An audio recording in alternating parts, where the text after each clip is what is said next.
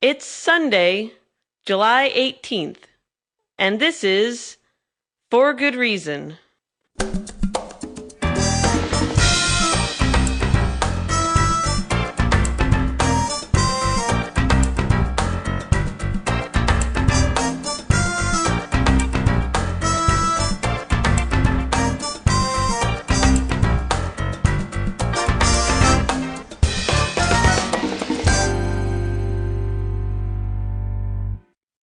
Welcome to For Good Reason. I'm DJ Grothy. For Good Reason is the radio show and the podcast produced in association with the James Randi Educational Foundation, an international nonprofit whose mission is to advance critical thinking, and we focus on the paranormal, pseudoscience, and the supernatural. With the incessant push of herbal remedies and alternative medical therapies, this is stuff like acupuncture, maybe aromatherapy, magnet therapy, healing touch, homeopathy, Reiki, all of that sort of stuff. How can consumers of medical technology, of medicine, find objective scientific information about these therapies? People can not only waste their money, they can endanger their health. My guest today on For Good Reason, Dr. David Gorski, he's an expert on this sort of stuff. He is a surgical oncologist at the Barbara Ann Karmanos Cancer Institute, specializing in breast cancer surgery, where he also serves as the American College of Surgeons Committee on Cancer liaison physician, as well as an associate professor of surgery and member of the faculty of the graduate program in cancer biology at Wayne State University. He blogs on skepticism and science-based medicine at sciencebasedmedicine.org and also at the very popular science blog, which can be found at respectfulinsolence.net. Welcome to For Good Reason, Dr. David Gorski. Well, I'm glad to be here. Thank you for inviting me. David, more and more people are using complementary and alternative medicine, or is that just something that we're telling ourselves? Do the numbers actually show that the usage of this stuff is up? It's actually very hard to tell. Obviously, proponents of complementary and alternative medicine, which we like to abbreviate as CAM because it's a mouthful to say the whole term, right, like to claim that it is, but it's not at all clear. You also have to remember that a lot of things that get lumped into the CAM category are not exactly CAM.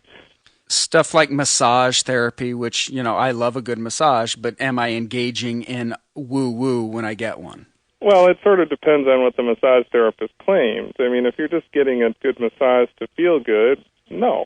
If the massage therapist claims that he's somehow channeling the energy of the universe into your muscles, well, then I would have to say, yeah, probably. Kimball Atwood, who's one of our regulars at Science-Based Medicine, actually put it pretty well when he said that for things like massage therapy, he's not entirely sure that you actually even need to do clinical trials unless you're actually making a therapeutic claim. I mean, if you're just going for massage just because it feels good, hey, more power to you. That's fine. People have known this for, millennia.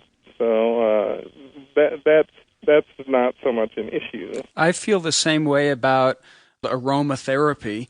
I'll sound like super gay when I say this, but I love taking bubble baths with lavender, okay, right? And I guess I'm engaging in aromatherapy with all my lavender oils, right?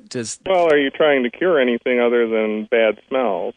Yeah, I take exception to that. Well, everybody smells bad after a workout. Come on. Yeah, but I think the notion with lavender or some of these other scents, these fragrances, some people, I guess, make strong claims, but other people just like how it smells, right? The olfactory lobes, it's the strongest kind of sense that we have, and it puts you in a good mood. Is that a supernatural claim? Is that even a medical claim? I guess that's debatable. Using, for instance, something like aromatherapy for that, I'm not sure that's even really a medical claim. It makes you feel better, but does it actually correct any condition or cure any disease or keep you healthy? Who knows? But it's the CAM persons or the people who like to promote CAM do tend to graft medical claims onto these things that really aren't medical modalities. Another example, though, an example that I like to use of how what should be science-based medicine gets co-opted for CAM is exercise and diet. Somehow, exercise and diet have become associated with CAM. Now, you could argue that perhaps conventional, quote-unquote, conventional medical doctors may or may not have provided or made enough emphasis on lifestyle interventions for various diseases and conditions. That's debatable. But there is nothing about exercise or diet that should be woo-woo, if you know what I mean. It's basically something that can be studied by science. It's something where we know certain interventions may decrease your risk of cancer, decrease your risk of heart disease, etc. And I would actually take issue with some of the claims that conventional doctors, for want of a better word, don't emphasize these things. I don't consider myself that large.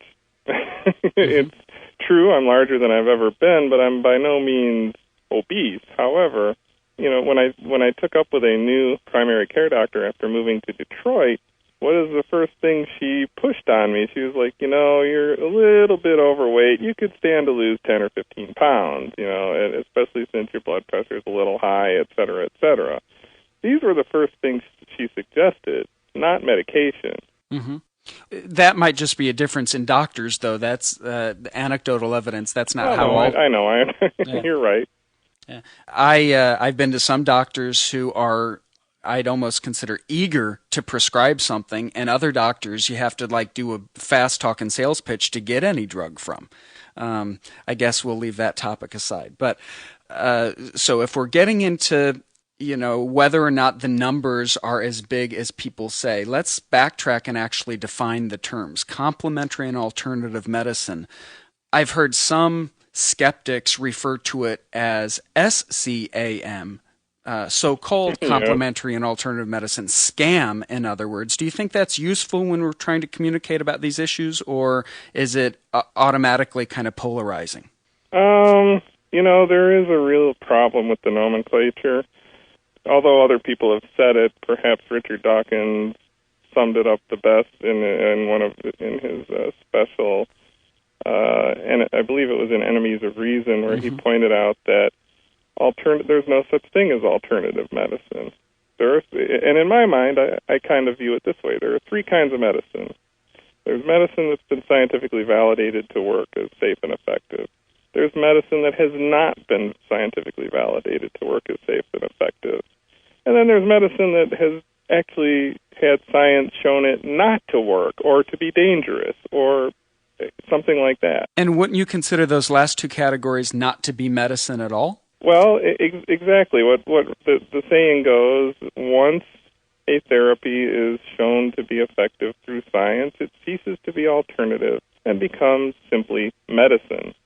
And I'm obviously not the first person to have said that, but I like to use that particular quote. Well, let me ask you directly, do you like the scam designation, or in other words, I get the point of SCAM, calling it scam. I understand that that's a way to say that it's not real and it doesn't really work. It's just so-called alternative medicine. But do you think that designation's useful? It sort of depends on my mood, I think, sometimes. I have used the term myself, although I usually don't actually abbreviate it scam. I will say so-called CAM, or so-called complementary and alternative medicine. Mm-hmm. And I think it's useful to point that out. I'm not so sure it's useful to call it a scam, in that many of the people who use CAM, or integrative medicine, if you want to call it that, are, they believe. They believe it works. So, they're not actually deceiving anyone other than themselves. But on the other hand, you could argue they're deceiving others when they promote it, but at the same time, they do believe. So I'm ambivalent about that term. I don't really criticize anyone who uses it. I'd be foolish if I did, in a way, because, for instance, Mark Crislip seems to like to use it on our science-based medicine blog. Mm-hmm. But at the other hand, it makes me a little uneasy.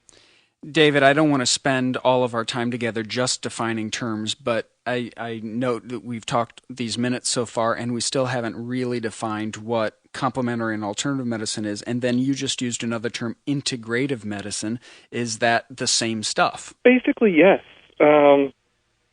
It actually helps to go back to through the history a little bit. Mm-hmm. This stuff used to be called alternative medicine, and when its practitioners wanted to achieve some sort of respectability, they realized that being considered alternative was not necessarily so good. So they came up with the term complementary and alternative medicine. In other words, it's supposed to complement, quote-unquote, Western medicine. Now, I hate that term, but that's something we might be able to go into later. But as opposed to replacing it or being an alternative to Western medicine, it's supposed to be alongside Western medicine. Right, and then later on, more recently, they decided that they would like to integrate it into scientific medicine. So in other words, they would integrate Reiki, acupuncture, whatever, with, the conventional science-based medicine. Or right now in many hospitals, you'll find nurses doing therapeutic touch, or what used to be called healing touch, with no evidence backing it, but that's fully integrated into kind of full-throttle Western medical institutions. Right, and the way I like to look at it is basically, for the most part, because most of these modalities are either unproven or clearly don't work, is that you're actually integrating pseudoscience with science, and I fail to see the advantage to that. It's actually rather difficult sometimes to define exactly what CAM is. If you look at, for instance, the way the National Center for Complementary and Alternative Medicine defines it, they define it as systems that have not been validated or that derive from other traditions besides the tradition that has resulted in science-based medicine. And they actually go into several different types of CAM, different medical systems based on different concepts other than science. Or just say traditions or, indigenous peoples or something. The kinds of interventions that you as a skeptic might resist, don't they actually come from some of these from folk traditions, and that's where we got things like quinine or digitalis. So, we don't want to throw the baby out with the bathwater, do we? No. I mean, some interventions, for instance, herbal medicine is another category that should not really be considered CAM. Really? That is actually natural product pharmacology. The difference is that CAM practitioners will make these rather vague and difficult or sometimes even difficult to test or sometimes even untestable claims that somehow the whole of the herb is better than what pharmacologists do, which is to find the active ingredient and purify it and make a drug out of it. I mean, herbal medicines are drugs. So the difference is, as opposed to pharmaceutical drugs, is that herbal medicines are impure drugs with variable quality and quantity of active ingredient and variable impurities. So obviously, some of the drugs that we still use today come from various natural products. Digitalis, as you said, comes from foxglove, as I recall. Aspirin was ultimately derived from a modified product that was isolated from willow bark. I'll give you a chemotherapy example, which isn't really a CAM therapy or doesn't really have tradition, but some of the drugs we use today, a lot of the drugs we use today come from natural products. The chemotherapy agent Taxol, which is used against a wide variety of malignancies, comes from the bark of the Pacific yew tree. And until they developed a way to synthesize it, it was a problem getting enough of it without endangering the Pacific yew tree. So CAM practitioners, boosters of alternative medicine, they say, aha, that's evidence that science should be more open-minded because this stuff actually works. And they're trying to include natural products pharmacology, as you said, into the broader category of complementary and alternative medicine. In fact, they say, doctors, when they resist herbal remedies or something, they basically are just doing it because CAM and herbal remedies and all that, it's cutting in on their action. Like big pharmaceutical companies, big pharma as it's called, resist the herbal supplement movement, they say, because it's $1 million industry and it's bad for big pharma's bottom line. But in fact, doesn't big pharma own the herbal supplement companies, right? Oh, that's true in many cases. And in fact, the supplement companies themselves, whether they're owned by Big Pharma or not, are significant economic forces. In fact, Utah, in the United States, Utah is a major center for supplement manufacturers.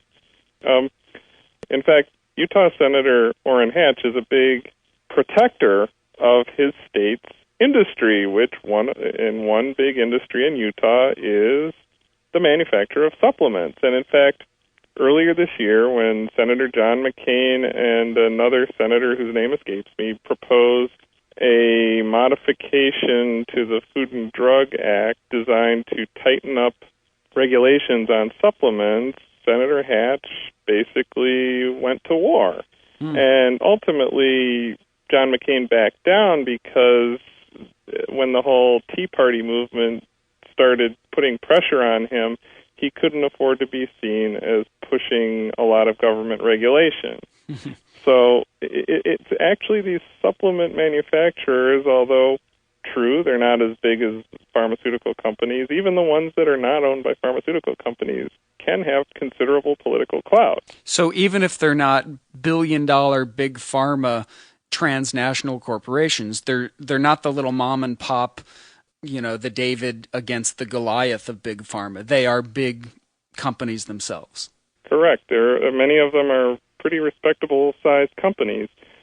And some of them are foreign companies. For instance, there is a French company that sells a homeopathic remedy for the flu and various other conditions. Waron, I believe, is its name.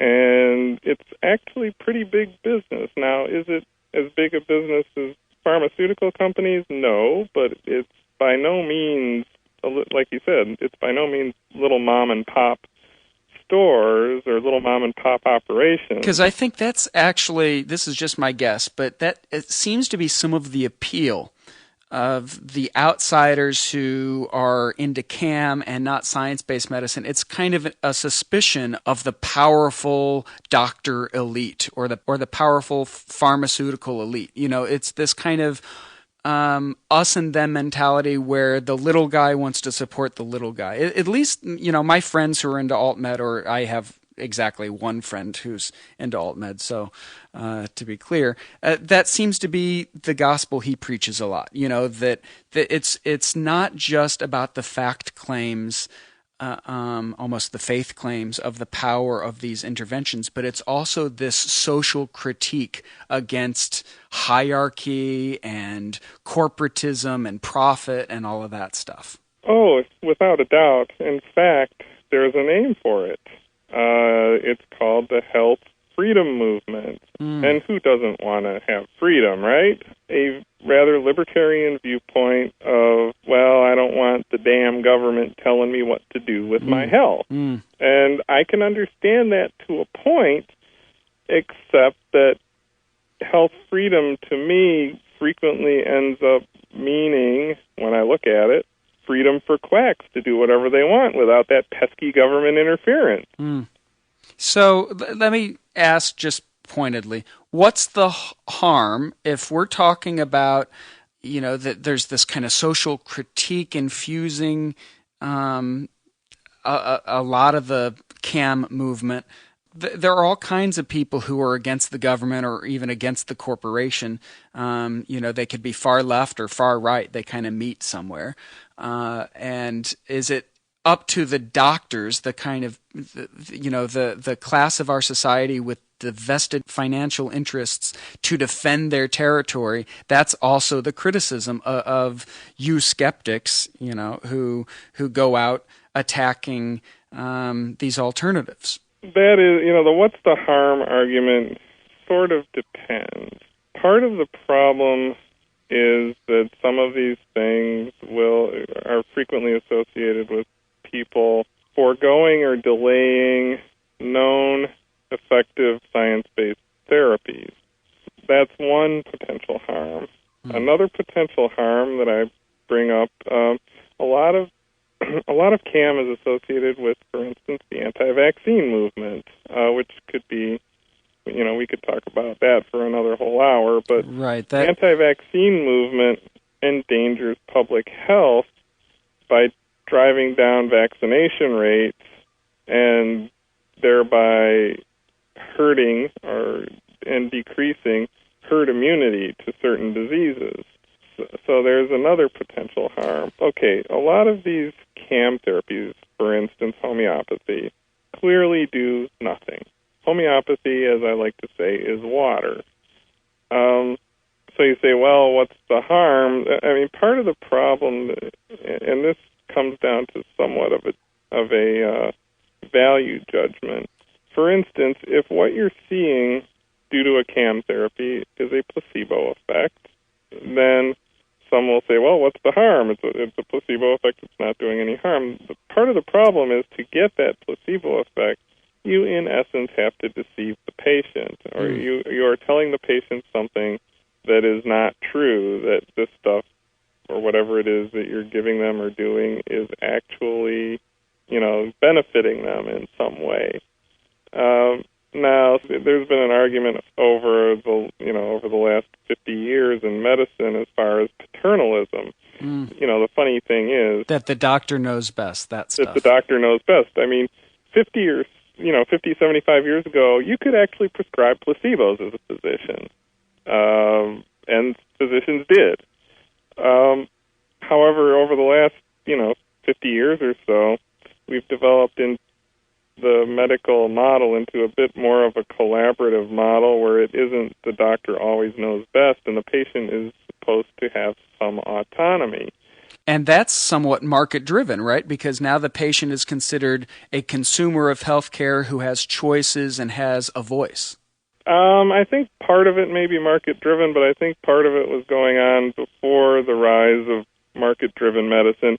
Whatever the cause, though, we don't really consider it proper medical practice or even entirely ethical to take on a totally paternalistic relationship with the patient. And I always find it rather ironic that that CAM supporters will rail against conventional doctors for being paternalistic, dictatorial, whatever you want to call it.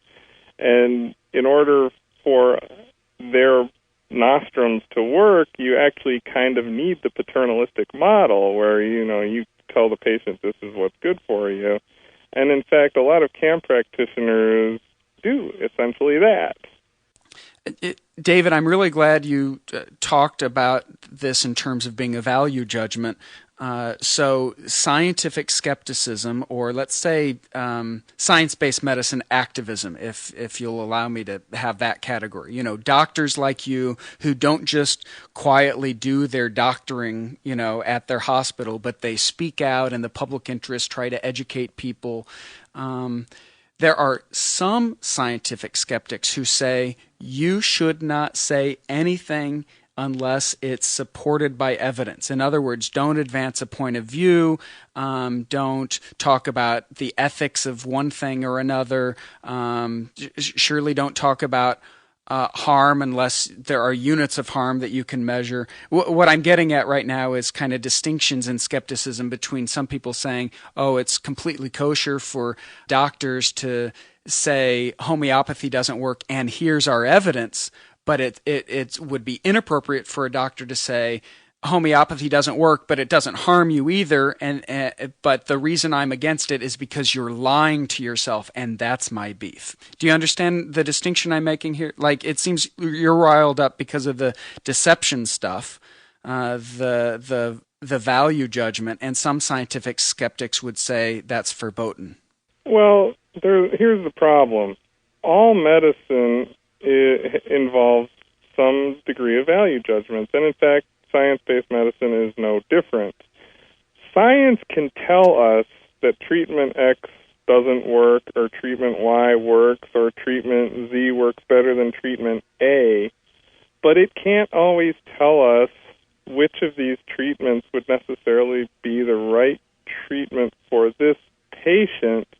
Other factors sometimes come in. I'll give you an example from my specialty. As you know, I primarily treat breast cancer, and I am a breast surgeon. We know from studies that doing a lumpectomy followed by radiation therapy produces equivalent survival to doing a mastectomy. Now, some women may choose mastectomy over lumpectomy for reasons that we may or may not agree with, but that fit their view of the world or their lifestyle. Is that a wrong decision? Of course not. However, I admit that I usually try to guide women who are candidates towards breast-conserving therapies in the form of a lumpectomy. But if a woman like that chooses a mastectomy, who am I to say that she's wrong? If someone chooses homeopathy, even though it doesn't work, as long as it's not harming them, who are you to say that they're wrong to do so? In other words, you're no longer saying it's wrong to believe that untrue thing, and here's the evidence. You're actually saying, I judge that behavior as wrong morally, and I think you shouldn't do it, even though there's no harm in taking that homeopathy. There's a difference, when in my example in breast cancer, both treatments we know to be equivalent. Homeopathy we know does not work. Now, I firmly believe that a competent adult has the right to do with his or her body whatever he or she wants. If a competent adult decides that he wants to choose homeopathy, I will do my best with evidence, reason, etc., to try to talk him or her out of it. But if in the end that's what he decides, I don't have much that I can really say about it, even though I know that opting for homeopathy is in essence opting for no real treatment. However, someone who gives a homeopathic remedy, for whatever reason, if they believe in it or not, and most homeopaths do, I think, believe in homeopathy, that's a different kettle of fish, because it's basically deceiving the patient into thinking that an ineffective therapy works. Now, whether you believe in it or not... That's not a get-out-of-jail-free card. Whether you believe in it or not, I don't know that it makes such a difference other than in terms of whether you're being a fraud or not. The result is the same. A patient with a disease that might be potentially treatable with science-based medicine is being led down a path where he's taking ineffective therapy. So you save your ire not for the consumers of CAM, but for the practitioners who peddle what you think is quackery, right? And it's not just because that is a kind of competitive business for your bottom line, but because of this harm. And the harm doesn't have to be in taking a poison that diminishes a patient's health, but it could be just in the patient choosing not to go to a real doctor. Those are charged words, but you know what I mean. Or just the patient believing nonsense, which is harmful in and of itself, some skeptics argue. Yes, and that's more or less it. Whether believing in nonsense in and of itself is necessarily harmful, the end result can lead to harm, for, as I pointed out, either delay in treatment or taking ineffective treatment. I once wrote about a woman whose case I saw presented at a tumor board 4 or 5 years ago, who basically showed up in her doctor's office with a breast lump, which was biopsied using a needle biopsy technique and shown to be a breast cancer. the surgeon recommended lumpectomy, sentinel node, the standard of care, which would have produced about a 90% chance of her surviving 5 years and maybe, an 85% chance of living 10 years and beyond. In other words, an 80+% chance of being fine, of being quote unquote cured, although cancer doctors tend not to like to use that word. Mm-hmm. She opted not to, and instead went to a variety of alt-med practitioners, for lack of a better word. And then 2 or 3 years later, she came back, and this thing was now huge and starting to eat through her skin and had probably metastasized. She had lost her window of opportunity to, quote-unquote, cure her cancer and now had a very high probability of dying of her disease. It's hard not to get upset about hearing such stories. But that kind of upset feeling that you have is a kind of moral indignation. It's not just a scientist in a lab looking at evidence. It's an activist. It's a human being saying something is wrong. And, of course, I see nothing wrong with that.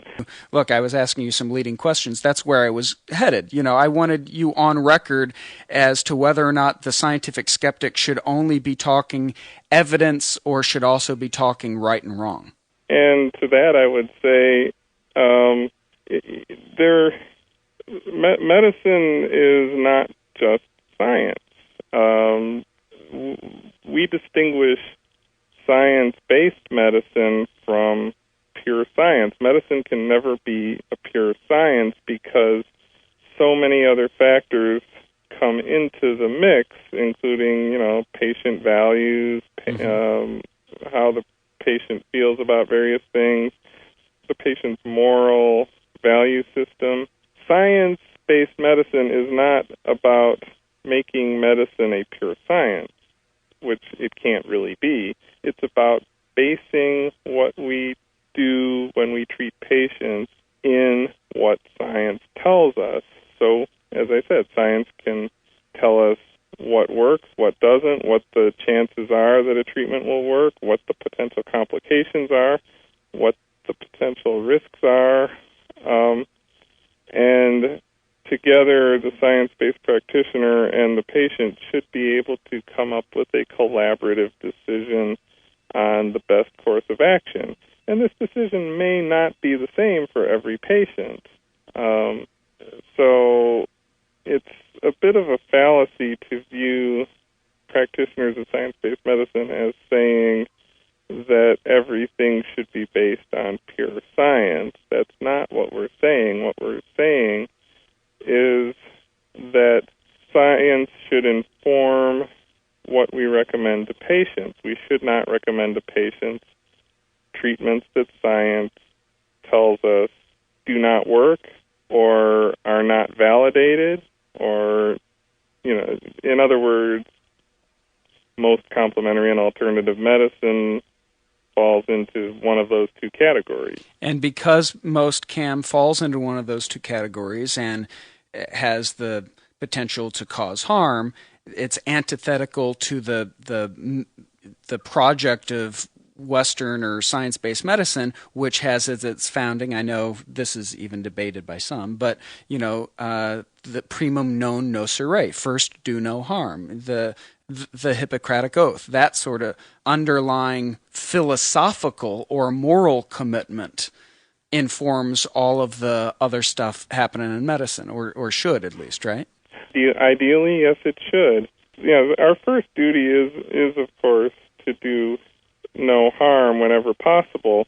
However, it's true that we don't always succeed at that, but the idea is that we should strive that at the very least our treatments do not harm the patient. Again, what tells us what might be potentially harmful and what isn't? Science-based medicine, the science that looks at the studies, we can weigh risks versus benefits in a rational, science-based manner and then help the patient decide which course of action would be the best for that individual patient. David, science-based medicine's role in medicine, that's a little confusing. Let me take it this way. Not every medical doctor is like you. I mean, they might even be steeped in science-based medicine. They might not believe in complementary and alternative medicine interventions, right?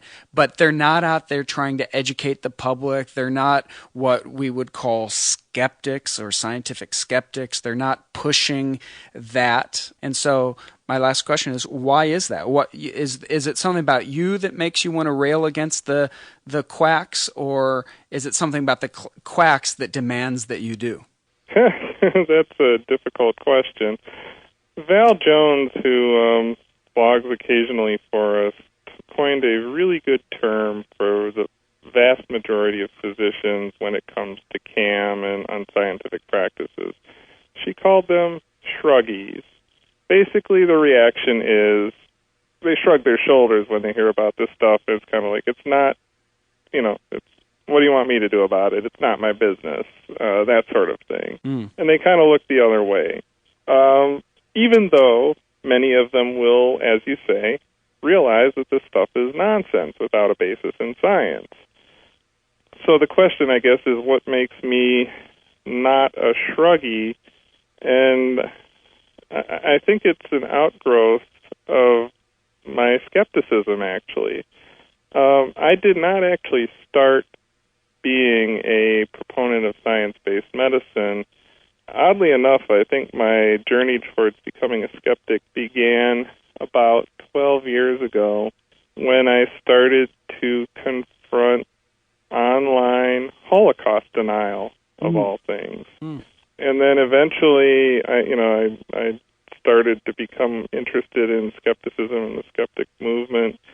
And then I discovered various online forums where alternative medicine was debated and alternative medicine proponents would promote their point of view. And I started reading this stuff, and I couldn't believe a lot of it. There was, for instance, a news group called Miss.Health.Alternative, where I where I guess you could say I cut my skeptical teeth as far as science-based medicine goes. And I guess over time, as I read more of the stuff, I couldn't believe it, and then I started looking into it more, and it just got me fired up, mad, I don't know what you want to call it, and eventually I became more and more active. And then about 6 years ago, I started Respectful Insolence, and it sort of ballooned from there. But again, you're talking now about your emotional response, almost your moral or your ethical reaction to the peddlers of nonsense out there. And so it's not just about evidence, because as you say, other doctors will look at the evidence and say, well, I'm a science-based medicine guy, but they're not activists about it.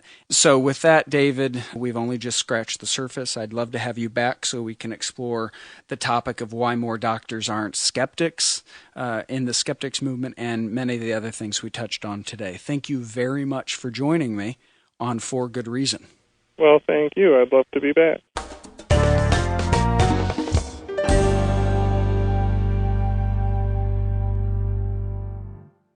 Thanks for listening to this episode of For Good Reason. To get involved with an online conversation about today's show, join the discussion at forgoodreason.org. Views expressed on the show aren't necessarily the views of the James Randi Educational Foundation. Questions and comments on today's show can be sent to info@forgoodreason.org.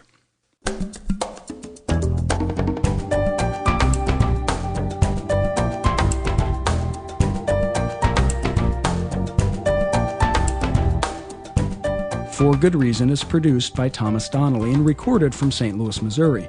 For Good Reason's music is composed for us by Emmy Award-nominated Gary Stockdale.